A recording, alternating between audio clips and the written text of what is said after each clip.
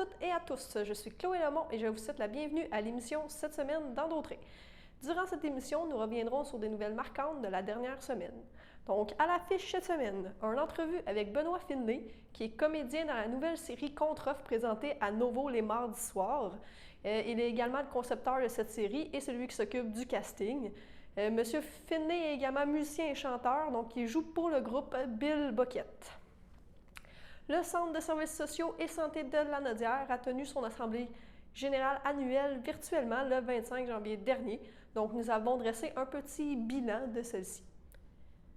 Madame Anne-Marie Picard, qui est directrice générale du Comité régional pour la valorisation de l'éducation, nous parle de leur nouvelle formule extra pour les journées de la persévérance scolaire. Cette année, ce n'est pas une journée de la persévérance scolaire, mais bien 6. Donc, ils proposent cette année un trio extra chaque semaine jusqu'au 22 février, donc ça a commencé il y a 2 semaines, qui comprend un message, une vidéo et un outil sur une thématique mise à l'avant. Et nous concluons cette émission avec une nouvelle chronique astrologie qui a vu le jour sur nos ondes cette semaine et qui est présentée par Xavier Lemire. Merci, on se retrouve la semaine prochaine pour de nouveaux reportages. Ne manquez pas nos bulletins de nouvelles quotidiens. Donc, on se retrouve la semaine prochaine pour une autre émission de Cette semaine dans Dautré. Sur ce, bonne émission et bonne semaine. Ah, je vais super bien, Chloé. Et toi, on peut se tutoyer, on a le même âge. Ah, oui, parfait, oui, ça va bien, merci. Ouais, probablement. Donc, tu interprètes Ben Gagné dans la nouvelle série Contre-offre, qui est une nouvelle série. En fait, c'est la toute première série à Novo, d'après ce que j'ai compris, par Bell Media. Tu fais aussi le co-idéateur et le consultant à la scénarisation. Ça fait quoi, ça, dans la vie, si je peux dire ça comme ça? Ouais, c'est ça, comme on dit, l'expression dit « ça mange quoi en hiver ». Exact. Puis là, on est vraiment en hiver.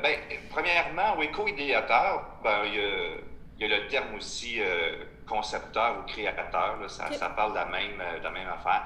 C'est que ma partenaire Marie-Chantal Nadeau et moi, donc, on a conçu le concept de l'émission, donc ce qui touche aux personnages, la courbe dramatique des personnages, la rivalité, l'histoire de la famille et tout. Okay. Et on fait affaire avec un chef-auteur en la personne de Pierre-Louis Sanschagrin et des auteurs et des autrices, Marie-Josée Ouellette, Martine Page, Julien Tapp et Chris Metz, qui eux vont dialoguer donc et mettre en mouvement tout ça. Conseiller à scénarisation parce qu'évidemment, vu que c'est notre idée, notre concept, on prend part à toutes les brainstorms pour écrire les épisodes. Okay. J'ai fait aussi le casting des 69 rôles de la série. Ça ne devait pas être comme ça, mais on ne devait pas tourner cette année. Finalement, on a tourné, on a eu 3 semaines de préparation et il fallait qu'on se dispatche, si vous me permettez l'anglicisme, des tâches et j'ai hérité du casting. OK. Oui, c'est ça, dans le contexte actuel avec la pandémie, en plus 69 personnes, ça fait pas mal de monde. Oui, bien, c'est 69 rôles, donc c'est une dizaine de personnes en proposition pour chaque rôle. Donc, on est dans les 800 comédiens en photo puis en vidéo qu'on a regardé pour choisir les bonnes personnes. Mon Dieu, OK, oui, ça fait du monde. Ouais. Puis ça fait quoi de jouer et d'être derrière la toute première série à Novo? Ça fait quoi? C'est une super question, Chloé. Puis les amis comédiens de mon entourage aussi qui ont ce désir-là de créer leur propre rôle me l'ont posé aussi. Mais tu sais, Chantal puis moi, on a commencé en 2016 à écrire puis à structurer donc l'idée, parce qu'avoir un flash, c'est cool, mais après, il faut que ça soit potable pour une production. Donc, ça a été 1 an et demi d'ajustement. Mais c'est tellement de travail, Chloé, que quand c'est diffusé, tu sais, comme moi, là, cet été, je faisais le casting en même temps d'apprendre mes textes pour mon personnage. Ça a été tellement un rush incroyable que là, c'est diffusé. C'est pas nous autres qui contrôlons la diffusion, tu sais, ça arrive à un moment donné. Et puis, mais c'est irréel. J'avoue que c'est un peu irréel. Là. C'est la première fois que je le vis. Peut-être que, tu sais, quand je vais avoir 70 ans puis j'aurai 9 émissions derrière la cravate. Mais c'est un thrill, c'est grisant, c'est un gros rush, mais c'est beaucoup de travail. Donc, au moins, ce travail-là, il a été récompensé finalement. Parfait, merci. Tu vas interpréter un personnage dans la nouvelle série Sénécal Présente, qui est réalisée par Stéphane Lapointe. À quoi on doit s'attendre de cette série-là? Je sais pas si tu peux m'en parler un peu sans évidemment donner de scoop. Ouais, c'est ça, je peux pas donner de scoop parce que ce que le public va découvrir, c'est un concept tout à fait nouveau. Donc, on connaît les livres de Patrick Sénécal. Certains dans la région de Montréal aussi ont pu visiter un peu ces bunkers, des espèces de, comment on appelle ça, des containers de suspense, là, qu'on pouvait, un peu comme un village d'Halloween, tu sais. Et donc, il va y avoir 6 épisodes, et puis chaque épisode est un mini-film en soi. Donc, le mien, le nôtre, interrogatoire, aux côtés de Karine Gontier-Heitman, qui joue Laura. Donc, moi, je suis son collègue, l'inspecteur Martin, et on a donc à interroger un suspect qui est un sans-abri qui pourrait être lié à un meurtre, interprété donc par David Lahaye. Maintenant, il y a des choses bizarres qui se passent dans l'épisode. Les photos changent de visage. Il y a des voix qui apparaissent dans les walkie-talkies qui ne sont pas des collègues policiers. Et donc, voyons voir qu'est-ce qui se passe avec tout ça. C'est ça, c'est du Patrick Sénécal. Oui, c'est ça. Petit. Puis ça, c'est censé arriver en mars. Que, ben là, je sais pas si c'est... Oui, parfait. Parce que Pardon, excuse-moi, Chloé, je t'ai coupé. Mais tu sais, des fois, c'est ça, avec la pandémie, ça peut décaler, là, mais c'est censé arriver en mars. Oui, ça a été décalé. Le tournage devait être en mars passé. On l'a fait il y a environ 1 mois et demi. Ça va être sur Club Illico, donc en primeur. Et comme on sait après, là, comme beaucoup d'autres séries, ça va être sur des chaînes généralistes après, donc en gratuité là, à la télévision. Parfait. Puis j'ai vu aussi qu'il avait annoncé, tu sais là, c'est 6 épisodes, je pense, mais qu'il avait annoncé d'autres, tu sais, un autre suite, si je peux dire ça comme ça, à l'automne. Est-ce que c'est vrai ou... Oui, ben en fait, ça va se faire en 2 parties. Donc, il y a des choses qui ont déjà été tournées. Puis là, j'avoue que les comédiens, nous autres, en mode COVID, on fait nos affaires, on s'en va. Puis il y a des choses qui ont été tournées après, donc notre présence à Karine et David et moi. Donc, Stéphane Lapointe a sûrement plusieurs secrets. Parfait, oui, je comprends. Il y a un autre rôle aussi que vous allez faire prochainement, en fait, qui est dans la série dramatique Bête Noire. Peux-tu me parler un peu de c'est quoi aussi cette série-là? Oui, Bête Noire de Sophie Desrasques. On se souvient de Antigone, le film, qui a eu un grand succès. Ça, c'est une série dramatique, comme tu l'as dit, Chloé. Donc, ça se passe après une tuerie dans une école secondaire. Donc, on est vraiment dans quelque chose de dramatique qui nous rappelle Polytechnique, Dawson, ces drames-là. Donc, moi, je fais un inspecteur encore. Ça, c'est l'histoire de ma vie. Oui, c'est ça. J'ai un neutre sévère, donc je peux jouer des inspecteurs. Et je donne la réplique à ma femme, Eugénie Baudry, là-dedans, donc ça, c'est particulier. Et je fais l'inspecteur de Mers. Et notre chef de police, c'est Martin Dubreuil. Donc, on est, je ne vais pas dire l'escouade, parce que c'est pas aussi dynamique que ce qu'on peut voir dans l'escouade 99, là. Mais on est la gang d'inspecteurs qui va donc enquêter sur l'arme du crime, les motifs qui ont porté finalement l'ado à faire ça. Parfait. Puis ça, est-ce qu'il y a une date de sortie? Non, ça va être sur Série Plus, donc encore une fois sur un poste payant et puis ou abonnement, en fait, si je peux dire. Puis ensuite, ça va être donc diffusé sur un poste généraliste. Mais j'ai pas de date précise. C'est ça, mais ça a été déjà tourné, donc on se suppose. Oui, puis ça a été annoncé dans les médias, mais sans date de sortie. C'est comme un teaser, mais sans savoir quand. Mais tu sais, c'est sûr que je suppose que la situation actuelle n'aide pas parce que la promo, toutes ces affaires-là commencent à être un peu plus compliquées, là. Oui, exactement.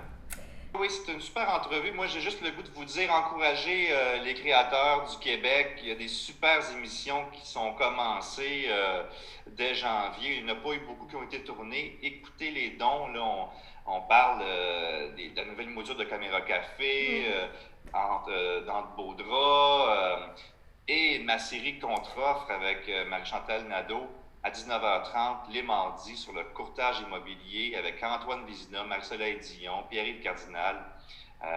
Noémie O'Farrell, Lucie Martinez, Normand D'Amour. C'est un délice en rappel à 20h30 le dimanche. Tu es aussi assez polyvalent, donc comme on l'a dit plus haut, tu es comédien, tu as fait vraiment plusieurs choses, mais tu es aussi danseur, musicien et chanteur. Donc tu as un groupe qui fait de la musique québécoise qui s'appelle Bill Bucket et vous préparez présentement votre premier album. Est-ce que tu peux me parler un peu de ce nouvel album? Oui, ben c'est cool que tu en parles, Chloé. Bill Boquet, ça va faire 7 ans qu'on est ensemble. On avait enregistré un EP, là, pour ceux qui ne sont pas trop familiers avec le terme. Là, on sort environ 3 4 chansons qu'on produit nous-mêmes. On a fait ça environ 5 ans, 5 6 ans déjà, en 2016, donc 4 ans. On est en 2021, un peu 5 ans. Ouais. Et puis l'album, ben, on a commencé à le faire au mois de mars, pour une Ok. pandémie, studio fermé, on peut se revoir à 10 dans une salle, on le fait, on enregistre 3 tonnes, pouf, zone rouge. Et donc, mais au moins, on a sorti un simple qui est Mon cœur est plus sur le clic.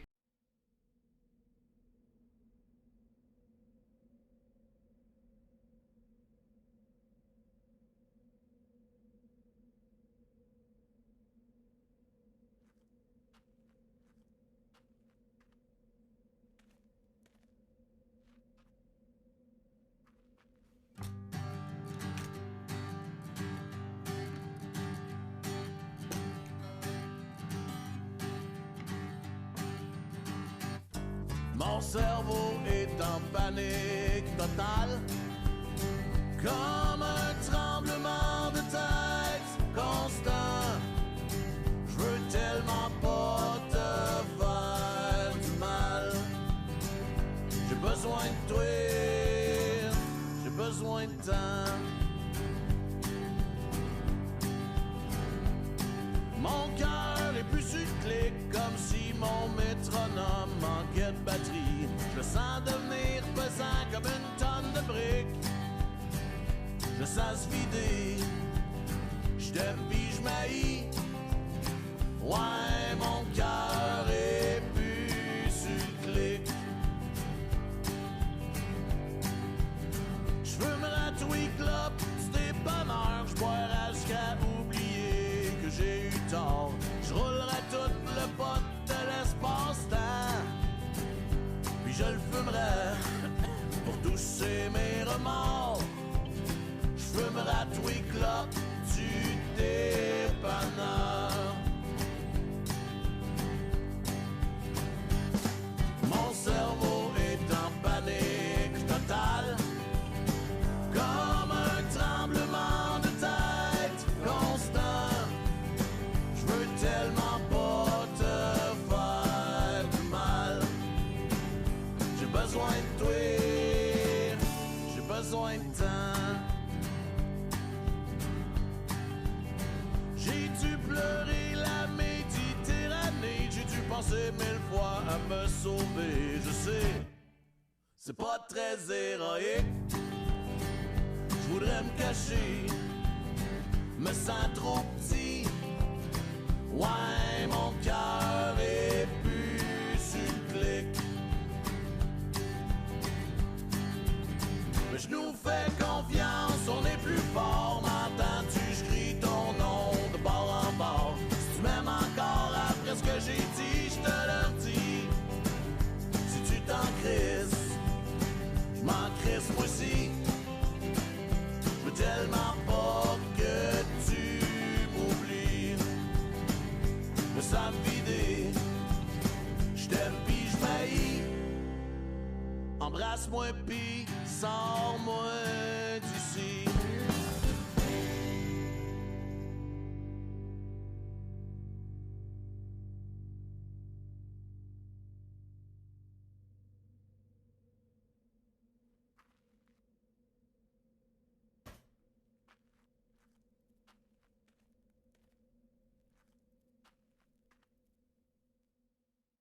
Est diffusé donc sur Spotify, iTunes, Sirius, et puis la disque nous a fait une belle mention comme donc une des grandes découvertes à découvrir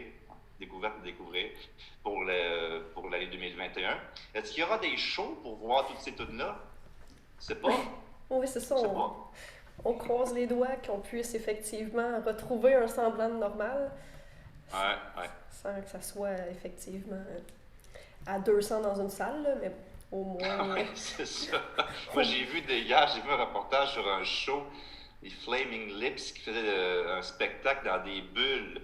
Donc, les spectateurs étaient dans une espèce de bulles gonflables. Tu sais. Puis là, je me dis, mon Dieu, mais quand l'absurdité est rendue normale, c'est qu'on est rendu loin dans cette pandémie. Exact, c'est ça. Mais bon, au moins, ils se réinventent puis ils essayent de trouver des façons de faire des shows quand même, là, mais effectivement, c'est un peu spécial.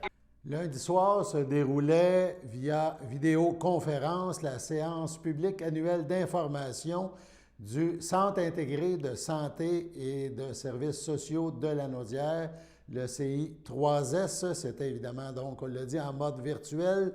Rencontre au cours de laquelle 3 intervenants ont tour à tour pris la parole. Tout d'abord, Jacques Perrault, le président du conseil d'administration, Caroline Barbire, la PDG intérimaire de l'organisme, et Steve Grenon, le conseiller aux plaintes. Aujourd'hui, lors de ce bulletin de nouvelles, on entendra Jacques Perrault qui va nous parler de l'année 2019-2020. Il sera aussi question dans l'extrait de l'année en cours, un petit aparté, évidemment, pour cette année hors de l'ordinaire. Lors de notre bulletin d'information de demain, on entendra la PDG intérimaire, Mme Barbire, et plus tard, on entendra le commissaire aux plaintes faire son rapport annuel. Donc, on laisse la parole à Jacques Perrault.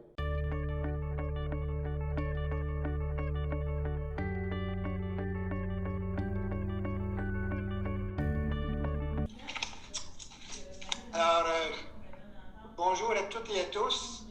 C'est avec plaisir que nous vous souhaitons la bienvenue à cette assemblée annuelle du CIS de Lanaudière qui, comme vous le constatez, a dû être retardée de quelques mois à cause de la pandémie. Je vous rappelle que les rapports qui vont vous être présentés ce soir couvrent la période allant du 1er avril 2019 au 31 mars 2020. Malgré une fin d'année, mars 2020, bousculée par les nombreux défis reliés au début de cette pandémie, il est important de prendre un moment pour se rappeler les principaux accomplissements faits par le CIS de Lanaudière dans l'année 2019-2020. D'abord, je voudrais parler de la dimension ressources humaines. Soulignons que cette année 2019-2020 a été marquée par d'importantes actions et d'importantes campagnes de recrutement à tous les niveaux, dans les cégeps, dans les universités, dans les salons de l'emploi, dans le but de faire face à la pénurie de la main-d'œuvre vécue par notre organisation. Ces actions ont permis l'embauche de 2071 nouveaux employés. Notons aussi la mise en place de relations accélérées et fructueuses avec le milieu de l'éducation, visant à offrir des formations en lien direct avec les besoins de notre établissement. Ces efforts, enclenchés depuis quelques années, se poursuivront en 2020-2021, puisque cette pénurie, au niveau de l'agrément, en février 2020, le CIS de Lanaudière a connu sa 2e visite d'Agrément Canada, cette fois-ci dans les secteurs de la protection de la jeunesse, du programme jeunesse et des programmes santé mentale et dépendance. L'établissement a obtenu un taux de réussite de plus de 96% octroyé par Agrément Canada à la fin de ces visites. Les recommandations qu'Agrément Canada nous ont faites sont en cours de réalisation et un suivi rigoureux est fait. Cette année aussi, plusieurs travaux ont été faits comme c'était fixé dans nos objectifs de l'année précédente, pour améliorer l'accès et l'offre de services. La contribution et le dévouement des équipes ont mené à des réalisations considérables en regard de l'amélioration de l'accès aux services et de la consolidation, et ça au sein de tous les programmes. Les résultats obtenus reposent sur des investissements majeurs réalisés dans différents secteurs. Je parle d'investissements financiers, mais également sur des travaux visant la révision des façons de faire, l'harmonisation de nos pratiques et la collaboration interdirection. Je vous rappelle que c'est un bilan qui est fait pour 11 mois sur 12 de l'année précédant la pandémie. La contribution des équipes sur le plan des équipes, on veut aussi mentionner que pour supporter au niveau technique ces équipes-là, il y a eu plusieurs investissements qui ont été faits au niveau de projets immobiliers dans notre région. Il faut souligner, entre autres, l'inauguration du centre d'hébergement Sylvie L'Espérance à Joliette, qui a accueilli ses premiers résidents à la fin de juin 2019, ainsi que la nouvelle unité d'endoscopie du centre hospitalier de la Lanaudière et des nouvelles installations de la clinique d'investigation gériatrique ambulatoire à Repentigny. Soulignons également le début, c'est maintenant terminé, le début de la construction devancée d'un bâtiment de 70 lits dans le cadre du projet d'agrandissement de l'hôpital Pierre-Legardeur à Lachenay, lequel peut déjà être utilisé et soutenir nos activités, notamment dans le cadre de la pandémie. Dans un autre ordre d'idée, nous sommes fiers de l'adoption en janvier 2020 du Code d'éthique de l'organisation. Cet outil qui soutient les fondements de notre entité organisationnelle énonce nos valeurs, nos obligations, mais également la place centrale que nous souhaitons donner à l'usager à titre de partenaire de l'organisation. Nous profitons de l'occasion pour souligner la contribution essentielle du comité des usagers central, des usagers du CIS de la Lanaudière et de nos comités locaux, nos différents comités locaux d'usagers. Toujours en lien avec ces comités, soulignons le lancement d'une campagne de promotion des droits des usagers élaborée en collaboration avec la direction de l'établissement. Sur le thème « Il était 12 droits », cette campagne vise à faire connaître ou à rappeler les droits reconnus par la loi sur la santé et les services sociaux aux usagers du réseau, aux usagers de notre réseau.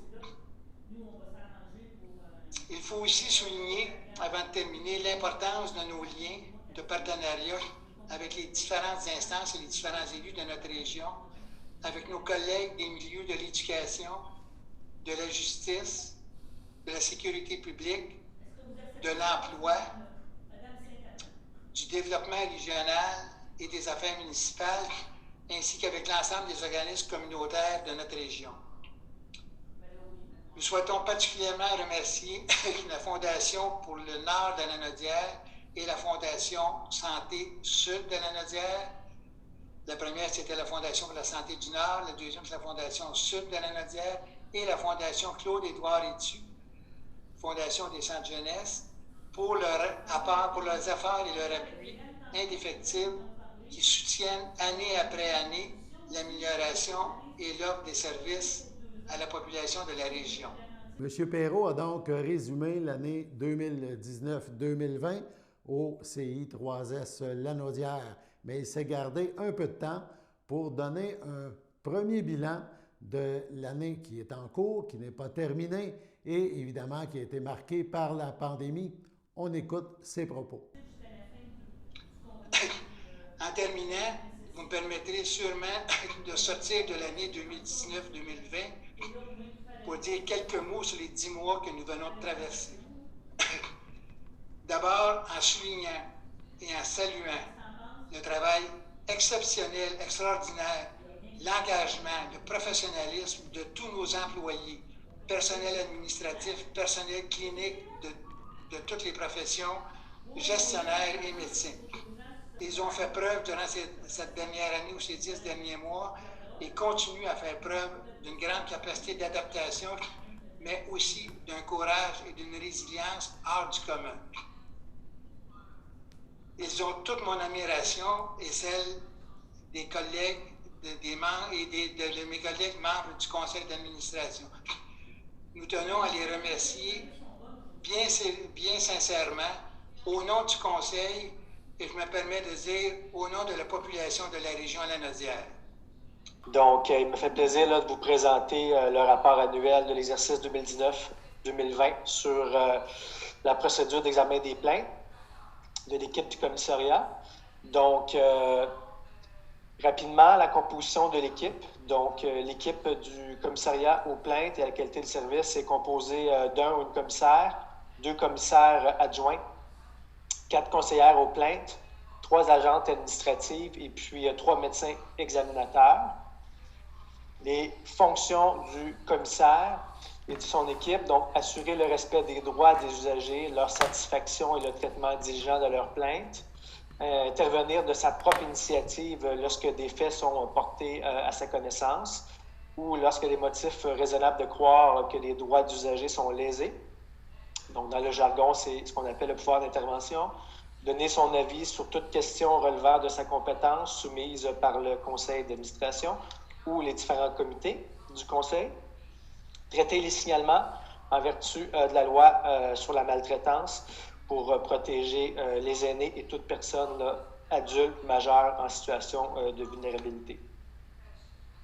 La juridiction du commissaire, donc tout près de plus de 60 instances, les services préhospitaliers d'urgence, les organismes communautaires, les résidences privées pour aînés, les RPA, les 100 quelques RPA du territoire de la Naudière, les ressources intermédiaires, les ressources d'hébergement et dépendance, les ressources non institutionnelles, RNI, les ressources de type familial, les instances du CIS de la Naudière, donc que pour nommer ceux-ci, les centres hospitaliers, les CHSLD, les CLSC, et les différents organismes pour lesquels il y a une entente de service aux fins de prestations qui sont conclues entre le CIS et l'organisme en question.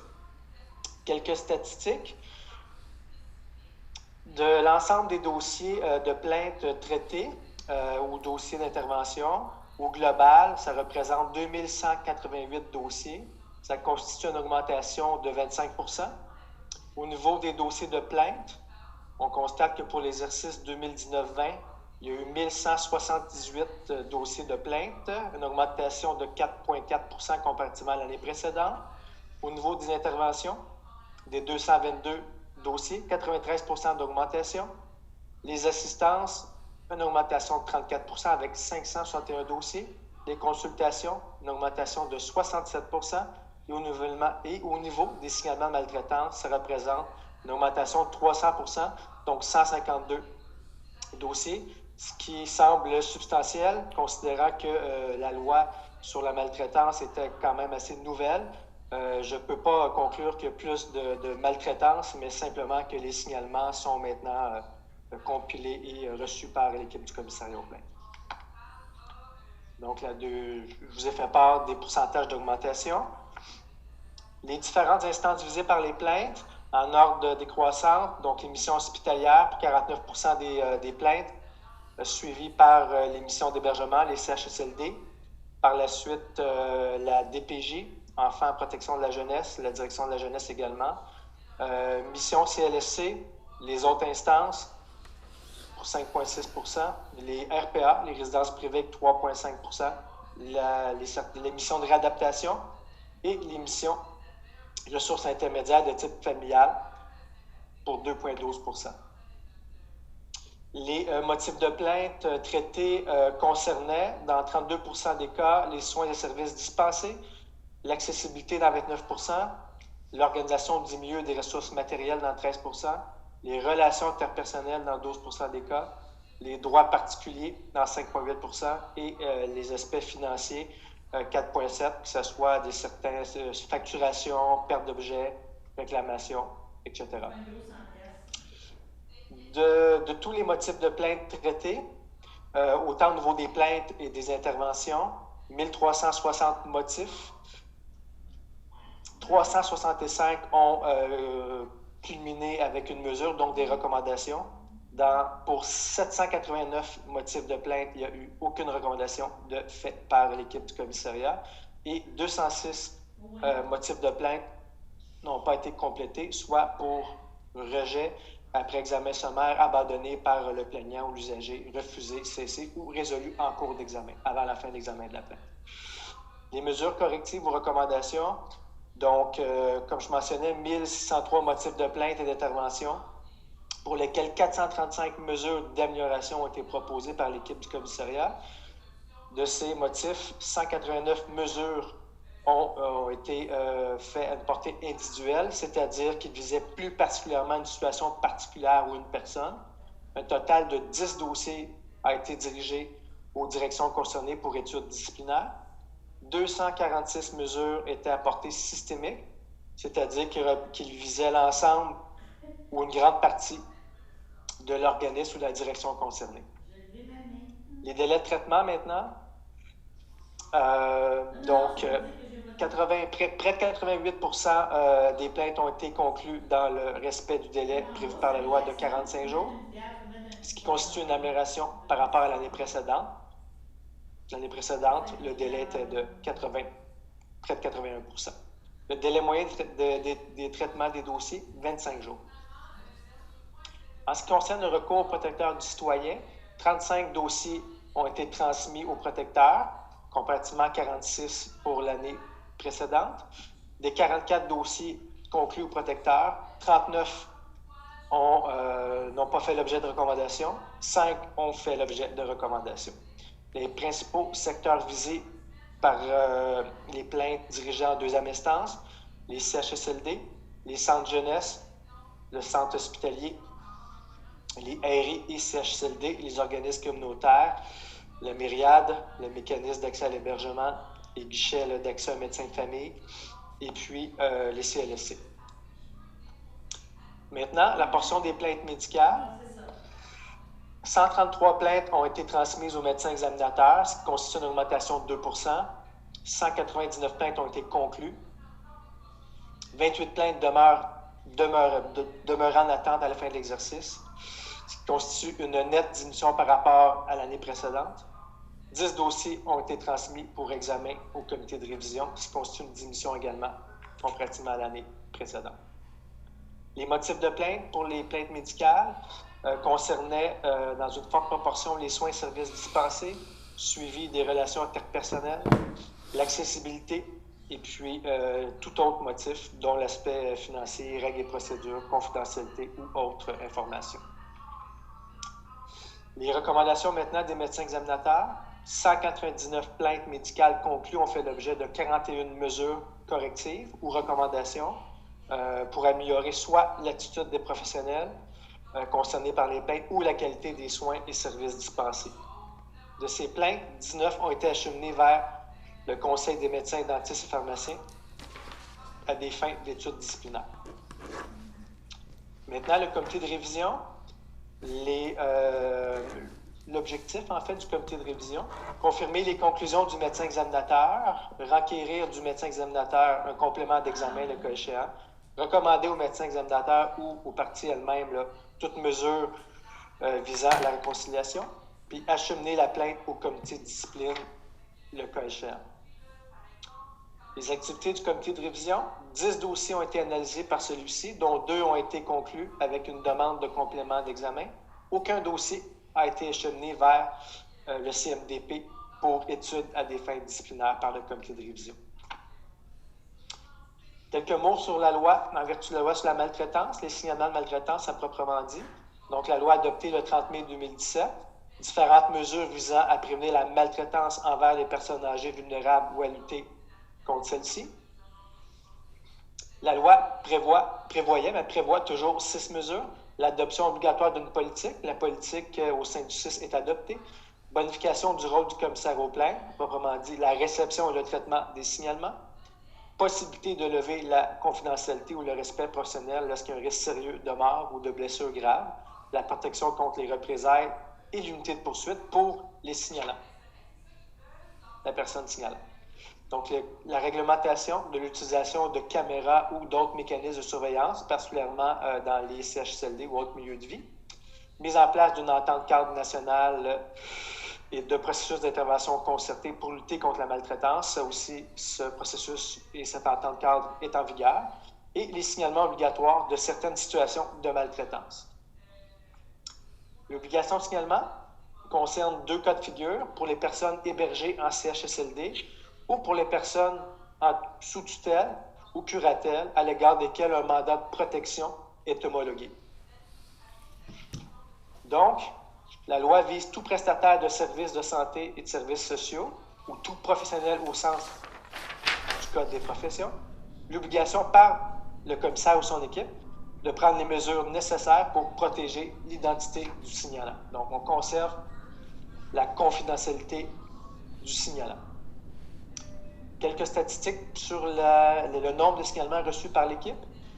152 signalements ont été reçus et traités. 142 signalements ont été traités en vertu de la loi sur la maltraitance. 10 ont été traités en fonction du régime d'examen des plaintes.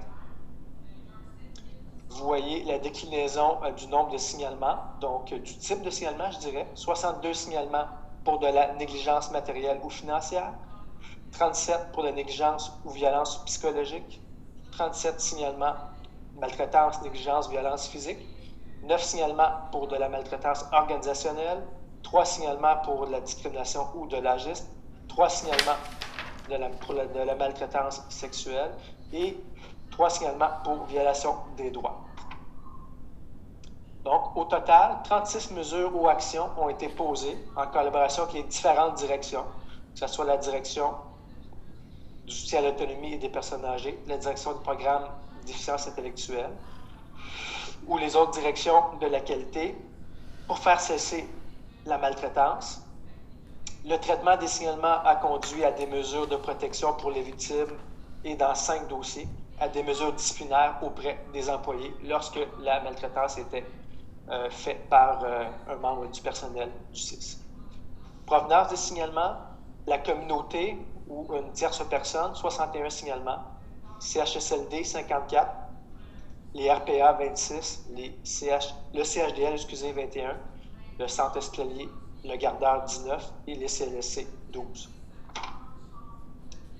Ce qui conclut ma présentation. Merci beaucoup. Merci, M. Grenon. Donc, notre président a parlé des efforts de recrutement, des projets d'immobilisation.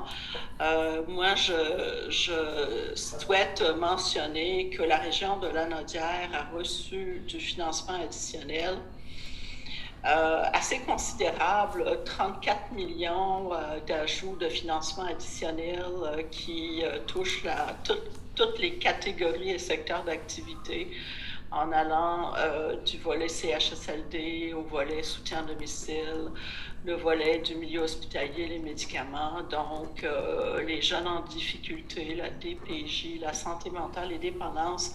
Les organismes communautaires aussi ont reçu du financement additionnel. Et bien sûr, il y a aussi eu le soutien à la famille et aux proches aidants. Et on a aussi eu du financement pour soutenir les ressources humaines et surtout l'amélioration de la santé des employés puis les conditions de travail des employés. Et la région a aussi reçu un financement de 5,8 millions, ce qu'on appelle en termes d'équité interrégionale. Ça, c'est pour rétablir, en fonction de l'approche populationnelle, des sommes d'argent pour tenir compte du fait que Lanaudière était traditionnellement sous-financée. Et ce sont des budgets de rattrapage qui ont été accordés à certaines régions. Donc, on a ensuite, je voudrais vous parler de l'amélioration de l'accès aux services, parce que c'est soit les nouveaux services, soit de l'amélioration de l'accès aux services qui sont importants pour les Lanaudois.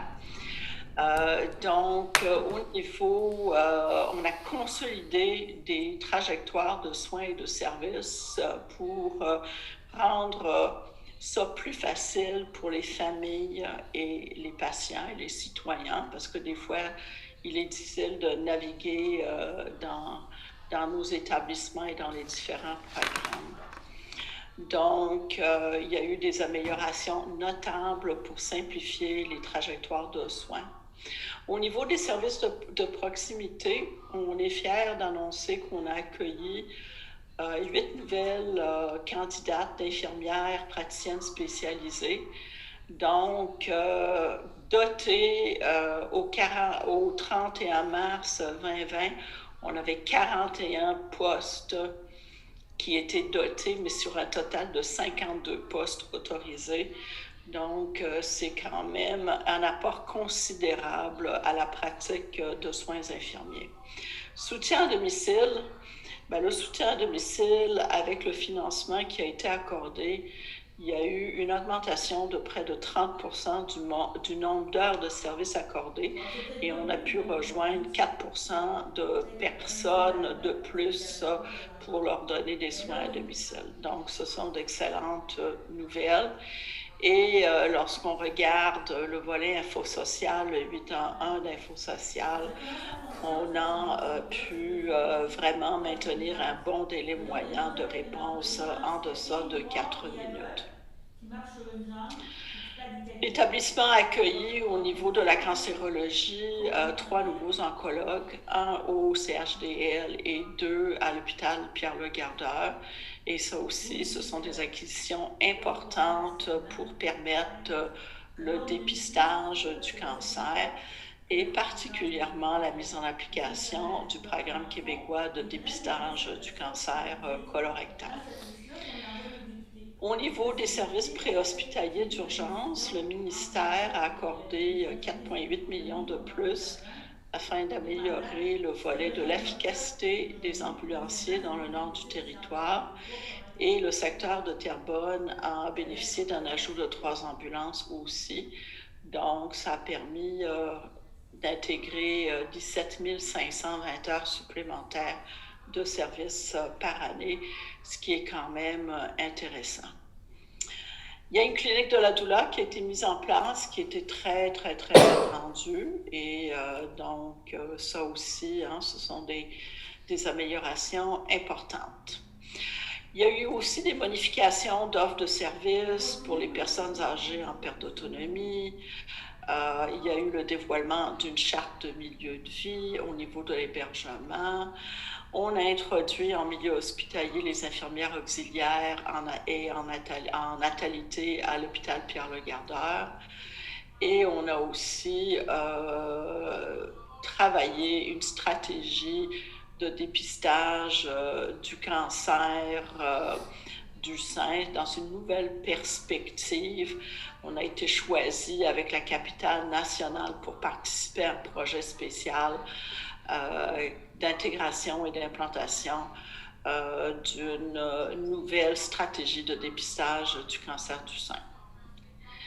En jeunesse, pour la santé mentale jeunesse 12 à 18 ans, le volet santé mentale deuxième ligne a transité vers la direction des programmes de santé mentale et dépendance pour améliorer le flux et la fluidité. Au niveau de la protection de la jeunesse, là aussi, il y a une restructuration, bien sûr, avec l'intention de pouvoir travailler puis mettre à profit les investissements qui ont été accordés et vraiment diminuer les listes d'attente. Au niveau des services en enfance et en jeunesse pour le territoire de la Manoine, s'est effectué un changement important parce qu'on a pu, en 1920, bonifier l'offre de services en enfance et en jeunesse pour la population atikamekw et aussi en milieu urbain. Et c'est une démarche qui a été très bien réussie en collaboration dans un vrai partenariat avec les membres de la communauté atikamekw. Il y a eu en santé mentale le développement d'une ressource intermédiaire au sud avec un promoteur privé pour faire le maintien et l'intégration dans la communauté d'usagers inscrits au service d'un établissement public pour leur procurer un milieu de vie adapté à leurs besoins et vraiment le faire de façon beaucoup plus intéressante. C'est une nouvelle ressource d'habitation en ressources intermédiaires devant place à Repentigny. Et le CIS a travaillé aussi à sa stratégie d'accessibilité aux services en langue anglaise. Notre président a parlé des stages. Je voudrais mentionner qu'il y a eu aussi un effort pour devenir un CIS sans fumée, d'adopter une politique de développement durable et bien sûr, l'établissement s'est préparé à la pandémie COVID-19 et a travaillé justement de façon très étroite avec ses partenaires du milieu, comme l'a mentionné le président. Vous pouvez vous procurer sur le site web le rapport annuel de gestion qui fait état des résultats atteints au niveau des cibles de l'entente de gestion. Et ça va vous donner une idée de quelles sont les cibles qui ont été atteintes à 100%, à plus de 90%, et ceux qui n'ont pas été atteints, 28% des cibles n'ont pas été atteintes. Maintenant, vous parlez des données financières et des états financiers. Donc, il y a eu la production d'un rapport financier à la fin de l'année qui a été audité par des vérificateurs externes. Et donc, nous pouvons vous dire qu'au niveau de l'exercice courant, nous avions un total de revenus pour l'année de 1 065 188 et 567 en termes de revenus, et en termes de charges ou de dépenses, 1 061 182 et 831, ce qui nous a permis de dégager un surplus d'exercice de 3,9 millions de dollars. Mais il faut tenir compte du fait que dans ce surplus d'exercice, il y a ce qu'on appelle les activités accessoires. Il y a du financement au niveau de la recherche qui est dédié à la recherche. Donc, le vrai surplus des activités principales était de 1,5 million de dollars. Alors, je vous remercie pour votre attention. Je suis Chloé Lemont en compagnie de Anne-Marie Picard, directrice générale du Creval. Donc, dans le cadre de la journée de la persévérance scolaire, vous faites une formule extra qui va être proposée cette année, en fait, pour les 6 semaines qui sont mises à l'avant au lieu d'une journée de persévérance scolaire. Vous proposez aussi un trio extra qui va être là chaque semaine, qui comprend un message, une vidéo et un outil selon une thématique. Puis vous nous expliquez un peu c'est quoi ce trio-là? Avec grand plaisir. D'abord, je vous remercie de nous recevoir aujourd'hui. C'est très aimable à vous. Le trio extra, dans le fond, va être composé chaque semaine d'un message à diffuser. Souvent, c'est un message d'encouragement, une stratégie en lien avec la thématique. Par exemple, la semaine du 18 janvier, la semaine dernière, la thématique était le bulletin. Donc, la vidéo, c'était un message de Jessica Prudencio, qui est une créatrice de contenu qui a gagné un prix Mammouth, donc qui s'adresse aux jeunes.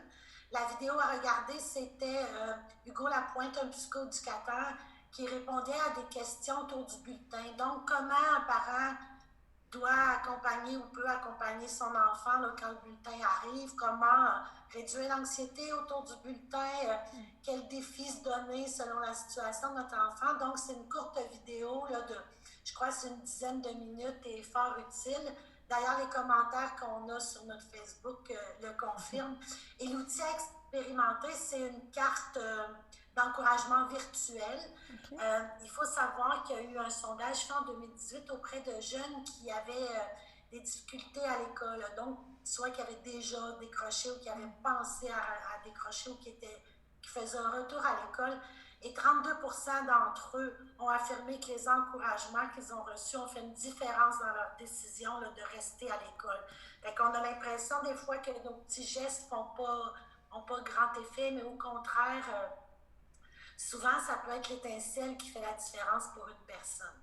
Donc, à chaque semaine, le principe sera le même. Toutes les personnes qui sont inscrites aux Journées de la persévérance scolaire reçoivent ces outils-là en primaire le vendredi précédent la semaine. Donc, ils peuvent préparer là, l'animation ou la diffusion des outils. Parfait. Puis c'est ça, je suppose que cette année, dans cette situation particulière, c'est encore plus important d'avoir plus d'outils, plus de messages pour essayer de garder les jeunes motivés, si je peux dire ça comme ça. C'est très pertinent. Puis en fait, nous, on a consulté nos partenaires, là, étant donné les circonstances, avant de créer la campagne de l'année. On a fait 2 consultations avec des partenaires issus du milieu communautaire, du milieu scolaire et des municipalités. Et ce qu'ils nous ont dit, c'est oui, on veut des journées de la persévérance scolaire, on en a besoin. On en aurait besoin plus longtemps qu'une seule semaine, mais on n'a pas de temps, on n'a pas beaucoup de temps, on est déjà fatigué. On a besoin de quelque chose de facile. Donc, un clé en main, 2 doigts dans le nez, comme je le nomme. Et je crois sincèrement que, surtout cette année, là, plus que jamais, les jeunes, les adultes ont besoin de nous. On n'a pas besoin d'expliquer là, que la pandémie apporte son lot de défis, là, mais malgré ces difficultés, ces obstacles-là, il y a des jeunes qui réussissent, qui persévèrent, qui réussissent bien à l'école. Il y en a d'autres qui ont plus de difficultés. Mais je pense que tous ont le potentiel de réussir pleinement. Et je pense que c'est ça le message principal qu'il faut leur donner actuellement. Il faut qu'on se réunisse, qu'on soit ensemble pour les jeunes, pour les adultes qui sont en formation présentement. Et moi, je vous invite là, à porter le ruban de la persévérance scolaire. Je ne sais pas si vous le voyez bien, mais je vous invite à le porter pour démontrer aux jeunes que vous les soutenez dans leur cheminement scolaire, mais aussi pour démontrer votre reconnaissance à l'égard de tous les adultes actuellement qui sont dans les écoles, dans les organismes, puis qui accompagnent les jeunes au quotidien. Moi, en tout cas, là, je leur fais un gros merci de reconnaissance et plus que jamais, cette année, soyons là pour les jeunes, pour les adultes, afin qu'ils réussissent leur année scolaire. Je vous remercie beaucoup. Parfait, merci beaucoup. Bon, ben bonjour tout le monde. Aujourd'hui, c'est moi, Xavier, qui vais vous faire la nouvelle chronique Astrologie qui va être présentée à tous les lundis. Donc, j'espère que vous allez apprécier. Donc, pour commencer en astrologie, on va parler de 2021, puisque une nouvelle année, ça l'annonce des nouvelles prédictions au niveau de l'astrologie. En fait, c'est la saison du Capricorne qui s'achève cette semaine. L'énergie de ce signe sage et pragmatique nous a aidé à fixer de nouveaux objectifs ambitieux, donc des nouvelles résolutions, des nouveaux plans de vie pour la nouvelle année 2021. Et on espère que vous allez démarrer cette nouvelle année sur de très bonnes bases. Désormais, nous entrons dans la saison du Verseau et ça va chambouler tous nos acquis dans notre vie. Cette semaine, le challenge va être surtout de conserver cette nouvelle stabilité et de tester notre résistance face aux défis. Donc, il y a beaucoup de choses qui vont changer dans nos vies au niveau des astres, mais il ne va pas falloir essayer de résister face à ces nouveaux changements, il va falloir les embrasser. Alors, au niveau des astres, eh bien, il y a le Soleil qui entre dans le territoire du Verseau. C'est un signe rebelle et indépendant qui remet en question nos principes fondamentaux. Et ça vient complètement se cogner contre l'astrologie chinoise qui nous prédit justement qu'on est dans l'année du bœuf. Et ça, c'est un signe très traditionnel, très adapté au quotidien et très ancré dans nos racines. Et là, on est avec un signe rebelle. Donc, ça va peut-être s'affronter, ces deux signes-là. Donc, ce qui pourrait faire qu'il va y avoir beaucoup de choses qui vont changer dans votre vie, beaucoup de changements. Il est possible que les croyances et les structures qui façonnaient votre vie jusqu'à présent vont totalement s'effondrer. Mais prenez pas panique, c'est vraiment des changements qui sont positifs. Donc, on est en Verseau et le Verseau est signe d'une certaine sagesse, de liberté et on espère vraiment un avenir plus optimiste et j'espère que vous allez construire cette nouvelle année sur ces bonnes bases. De plus, mercredi, Mars, la planète d'action, rencontre l'imprévisible Uranus. Donc, c'est deux planètes qui ne s'alignent pas vraiment. Uranus représentant plus la sagesse et Mars, la guerre, l'action. Donc, on a un puissant désir de se libérer de tout ce qui nous limite et ça risque de bouleverser complètement notre routine. Donc, moi, ce que je vous conseille, profitez de cette bonne énergie, de cette énergie de renouveau pour changer des choses dans votre vie, les choses qui ont besoin d'être changées et sans pour autant céder à des impulsions imprudentes, à des changements un peu irrationnels. Faites des changements, mais des bons changements, puis des changements qui sont réfléchis. On va commencer pour les béliers. Donc, pour la semaine prochaine, les impacts planétaires vont aider le bélier à se rapprocher de la personne qu'il aime. Donc, ça, c'est très positif niveau amour. Cette semaine, il va y avoir beaucoup d'honnêteté et on va reconnaître aussi des erreurs. Moi, personnellement, je suis bélier. Cette semaine aussi, les béliers, on va reconnaître qu'il y a certaines erreurs qu'on fait et qu'on avait complètement niés par le passé. Puis là, on commence à les reconnaître. Les béliers étant très têtus, cette semaine, l'expérience va nous prouver le contraire. Donc, on pense toujours avoir raison d'une certaine manière, mais l'expérience va nous montrer que le point de vue des autres est aussi important. Niveau financier, ça va être très stable, à moins que vous ayez fait des décisions imprudentes ces derniers temps. C'est quand même positif sur le plan des finances. Niveau santé, ça va très très bien. Donc, si vous avez des troubles digestifs et respiratoires, ça va très très bien parce qu'il va y avoir une amélioration et l'ambiance familiale va être relativement détendue, donc ce qui est propice peut-être à une diminution du stress. Les taureaux, on va voir un renforcement de la complicité avec la personne qu'on aime. Les taureaux vont être assez chanceux, même s'ils ne font pas beaucoup d'efforts, ça va être des rapprochements qui sont un peu inévitables. Ça va être des circonstances très positives en amour. Il n'y a aucune raison au niveau financier de se soucier de quelconque problématique. C'est une phase d'investissement risqué, mais qui sont de bons investissements et une phase de profit. Donc, c'est vraiment très positif. L'activité physique aide beaucoup les taureaux. Donc, les taureaux qui ont beaucoup d'énergie, donc le sport est très, très recommandé. Les Gémeaux, qui sont un signe très, très social, eh bien, on t'invite à renouer avec ta famille. Donc, c'est sûr qu'on ne peut pas voir beaucoup ses amis ces derniers temps. Les Gémeaux ont besoin d'une vie sociale très active, mais là, ce ne sera pas possible. Donc, vraiment, vous avez besoin de vous reconnecter avec votre famille et avec l'être aimé. Cette semaine, encore là, chez les Gémeaux, comme chez tous les autres signes, c'est une période de grands changements. Mais dans ce cas-ci, ça va être un changement au niveau professionnel. Si vous êtes un Gémeaux qui est au chômage, eh bien, il y a des opportunités qui vont se présenter. Donc, c'est beaucoup de changements positifs, comme je vous l'ai mentionné au début. Les Gémeaux vont être un peu nerveux ces derniers temps, mais tout ça va s'arranger dans les prochaines semaines. Pour les cancers, eh bien là, ça va un peu moins bien en amour. On a eu beaucoup de chambranlements en amour ces derniers temps, mais là, ça va être un retour au quotidien, ça va être un peu plus calme, mais ça va revenir en force très bientôt. Donc, il y a un peu de fatigue aussi au travail. On vous conseille évidemment de rester positif et paisible. Donc, prenez du temps pour vous. Pour les lions, encore là, super bien en amour. La relation avec votre conjoint s'améliore beaucoup. Et un célibataire qui ne serait pas totalement sûr de trouver l'amour, ça va être plus difficile de la trouver. Il faut vraiment que vous ayez des bonnes ondes positives. Ça va vous aider à rencontrer un partenaire idéal. Au travail, l'ambiance est très productive, ça va super bien et les chômeurs vont rencontrer des bonnes opportunités professionnelles. L'énergie de la pleine lune affecte particulièrement les lions ces derniers temps. Donc, ça va être des semaines qui vont être remplies de beaucoup d'énergie, une bonne santé physique et beaucoup de vitalité.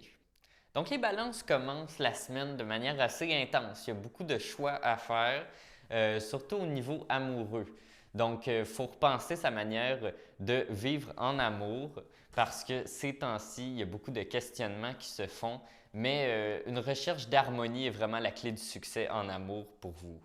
Sur le plan professionnel, très occupé, il va y avoir d'autres personnes qui vont vous aider à atteindre vos objectifs. Donc, un peu plus difficile, mais vous avez de l'aide autour de vous. Le stress a encore des conséquences. Vraiment, le stress revient beaucoup pour tous les signes, en fait, parce que c'est une période qui est assez remplie de changements. Donc, c'était mes quelques signes que je voulais vous présenter aujourd'hui. J'espère que vous avez apprécié. Je voudrais vous mentionner en fin de chronique que c'est l'année du bœuf qui s'en vient. Elle va commencer le 12 février 2021. Je vous en avais glissé un mot au début de ma capsule, mais je voulais vraiment vous le mentionner. C'est une année très, très propice pour le bœuf de métal. Le bœuf est un signe qui est vraiment lié aux valeurs traditionnelles et terriennes. Donc, c'est très lié au travail, à la famille et à la prudence. Donc, un signe qui est lié à nos racines. Et ça va un peu limiter les dommages que je vous parlais en début d'émission. Avec l'année du Verseau, il va y avoir beaucoup de bouleversements dans votre vie, un désir d'indépendance. Bien ça va un peu les calmer. Donc, ça, c'est positif si on se tourne du côté chinois. C'était ma chronique astrologie, j'espère que vous avez apprécié. On n'a pas fait tous les signes, mais je vous en ai fait quelques-uns. On va revenir très bientôt pour vous faire la suite de cette émission. Donc, n'ayez crainte, là, ça concerne les 2 prochaines semaines niveau astrologie. Donc, beaucoup de changements, soyez très préparés. Et on se retrouve lundi prochain pour une nouvelle capsule. Merci!